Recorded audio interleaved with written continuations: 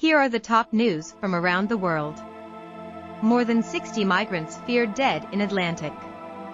A fishing vessel with 100 asylum seekers was traveling from Senegal to Spain's Canary Islands when it ran out of fuel and drifted for over a month. Only 37 survivors were brought ashore in Cape Verde. Russia-Ukraine war live. No chance of using F-16 jets this year, Ukraine says. U.S. condemns Russian grain attacks. Ukraine's Air Force says fighter jets will not be ready to use this winter. U.S. State Department calls for Putin to return to grain deal. Follow the latest updates on the conflict. China building airstrip on disputed island, satellite images suggest.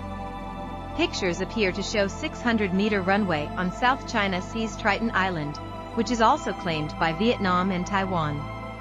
China has been accused of militarizing the region and violating international law. Race to evacuate Canadian city as wildfire nears.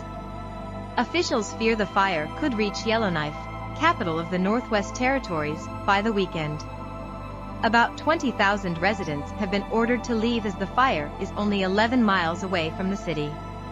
Hillsong founder Brian Houston acquitted of covering up his father Frank's abuse of a young boy. A judge in Australia ruled that there was not enough evidence to prove that Houston knew about his father's crimes and failed to report them to the authorities. Houston said he was relieved by the verdict. U.S. promises new era as Biden prepares to host first summit with Japan and South Korea. The leaders of the three allies will meet in Washington on Friday to discuss regional security and cooperation amid rising tensions with China and North Korea. Biden has vowed to strengthen U.S. ties with its Asian partners. Australia's oversupply of wine tops 2.8 billion bottles in wake of China trade dispute. Australia's wine industry is facing a glut of unsold wine after China imposed tariffs of up to 218% on its imports last year.